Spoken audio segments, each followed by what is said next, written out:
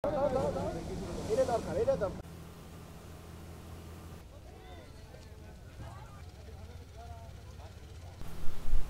প্রমত্ত পদ্মা ভয়ঙ্কর রূপ ধারণ করে বর্ষা মৌসুমে। প্রতি বছরই পদ্মার পেটে বিলীন হচ্ছে আবাদি জমি, বসত ভিটাসহ গুরুত্বপূর্ণ সব স্থাপনা। এবারও ভাঙনের কবলে পড়েছে ভেড়ামারা ও দৌলতপুর উপজেলার পদ্মা তীরবর্তী হাজারো মানুষ। ভেড়ামারা উপজেলার মসলেমপুর ও টিকটিকিপাড়া এলাকায় প্রায় ১ কিলোমিটার এলাকা জুড়ে দেখা দিয়েছে তীব্র ভাঙন। শেষ সম্বলটুকু হারানোর শঙ্কায় আতঙ্কে রয়েছেন সেখানকার কয়েক হাজার মানুষ। আমার রাস্তার কোনো প্রয়োজন নেই, আমার গ্রামে যদি না থাকে আমরা রাস্তা দিয়ে কি করবো? আমরা নদী আগে ভাঙন বন্ধ চাই, নদী ভাঙছে, বাড়িঘর থাকছে না, আমরা উঠি চলে যাচ্ছি, কোথায় যাব? এই যে বাড়ি ঘর মানুষ জুনুষ কোথায় যাবে? আমরা খুব আতঙ্কে থাকি, আমরা রাত্রে বিছানে শুয়ে ঘুম পাড়তে পারিনি। ভাঙনের পরে এখানে ধরেন সবার দুর্ভিক্ষ চলে আসবে, মানে তাদের বাড়ি ঘর তো সবই ডুবে যাবে।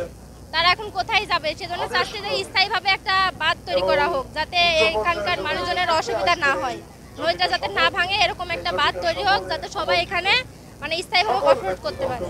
এই যে নদী ভাঙছে, এই নদী ভাঙার কারণে আমরা খুব আতঙ্কিত এবং খুব ঝুঁকিপূর্ণ অবস্থায় আছে। যেহেতু নদী থেকে আমাদের বাড়িটা একদম নদীর পাড়ের উপরে, প্রতিনিয়তই আমাদেরকে আতঙ্কের উপর থাকতে হয়। আমরা এই নদী ভাঙাই দেখে রাত্রে সময় সময় চমকে ওঠে যে না জানি কখন যেন আমাদের ঘরটা ভেঙে চলে যায়।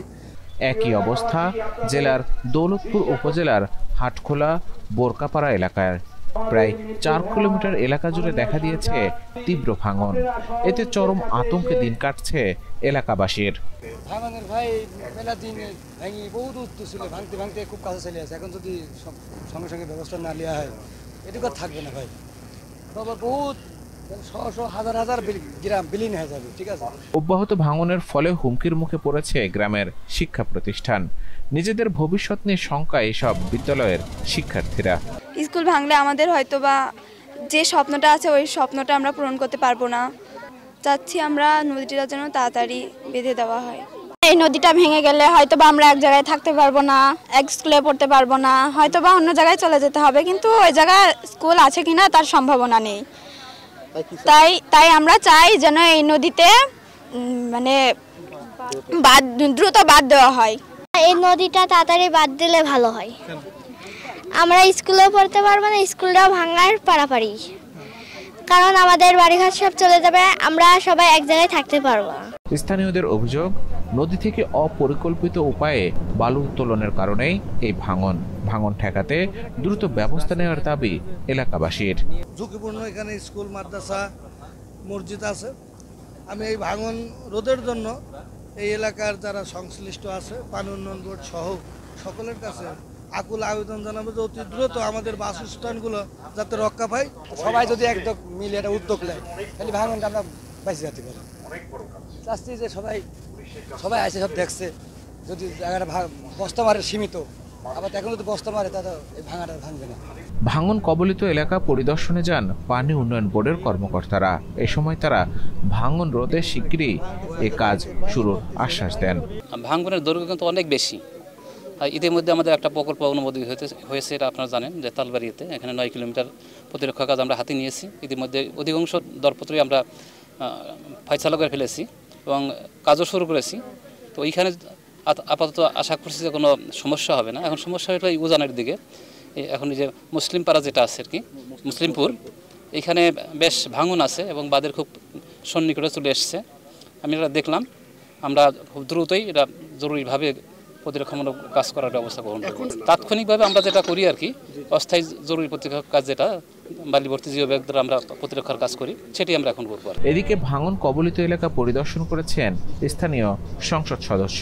ভাঙন রোধের জন্য আমরা অল্প সময়ের ভিতরে আমরা এই ব্যবস্থাটা নিতে পারবো।